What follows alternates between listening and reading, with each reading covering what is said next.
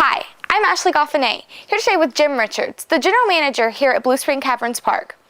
So let's start with the beginning of the cave. How was it discovered? Well, the park has been here for a good long time. The cave itself was discovered originally way back in the 1890s through a different entrance. People used to float into it from the river. And this particular entrance that we use today for the tours opened up in 1940.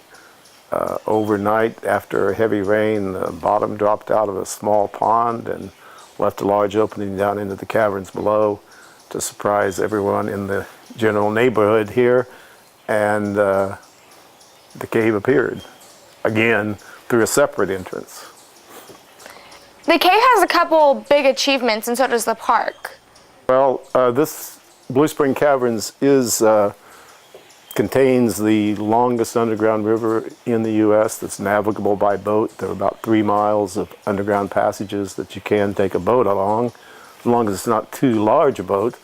And we also have the largest single known population of the blind cavefish, which is a rare animal that lives only in caves with deep water from this point south to Mammoth Cave in Kentucky. The river must be a pretty big part of the attraction, isn't it? Well, as far as the Caverns tour goes, the river is the main part, because on the tour we're trying to give people a sense of the natural force of the water that has carved out of the passages over hundreds of thousands of years, and also give them a sense of the animals that live in the light-deprived environment, which is Blue Spring Caverns. So. Does the river add any extra maintenance to the cave that other caves might not need? Well, the river gives us a way of getting up and down the passage, so you get to ride instead of walk, and you don't have trails. On the other hand, if we get a lot of rain, then the water can come up and we can have floods just like you have floods on a river outside. So there are times when we can't take tours. There are times when we have to clean up after a flood before we're able to take tours again.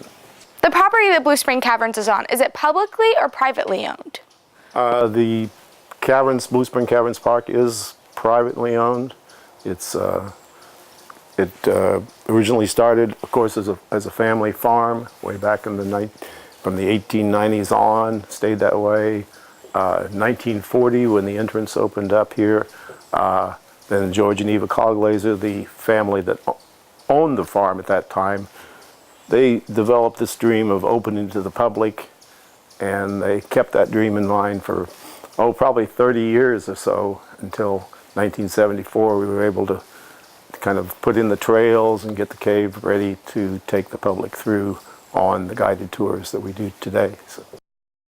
Right at this point we're entering into the largest part of Blue Spring Caverns that we'll see, and we have about 40 foot of passage here because this is where 2 main levels of the caverns come together. The upper level passage we're standing in right now, geologists say began forming about 1 million years ago. And as the water cut slowly down through the limestone, carved out the upper level here.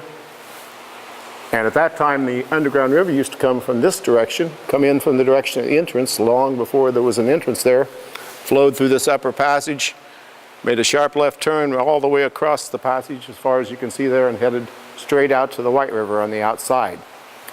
Geologists tell us it changed course about 500,000 years ago, abandoned this upper channel and left it dry, and began forming the lower level passages that we follow by boat today.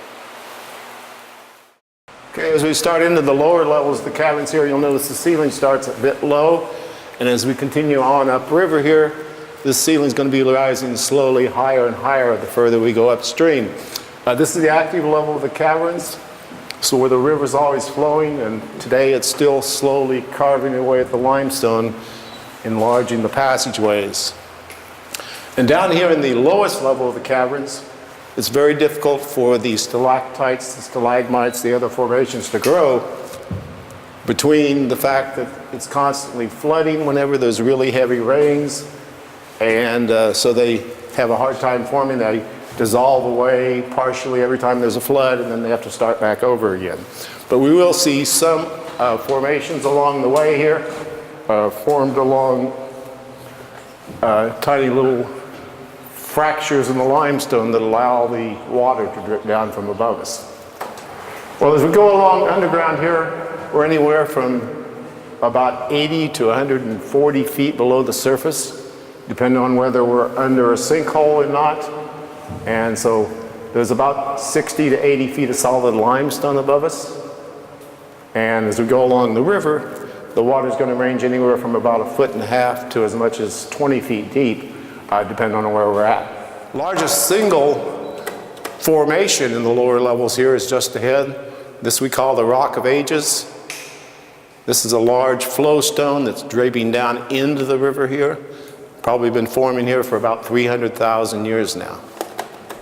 Now as we continue on up here, you'll notice the ceiling slowly rising higher and higher. And most places will be able to follow up above what we call the lifeline of the caverns. This is where the river began flowing hundreds of thousands of years ago as a tiny little stream, and from there slowly carved its way down through the limestone to carve out the passages we're following today. This is known as the quarry room here. It's named for these square and rectangular blocks you see on the side, pretty much like the blocks you might see on the limestone quarries in this area where they cut out building stone. Underground, these are carved naturally square by the water. As you can maybe see here, the river continues. We call this the passage to the passages beyond. And with a smaller boat or a canoe, you can zip right under this low ceiling.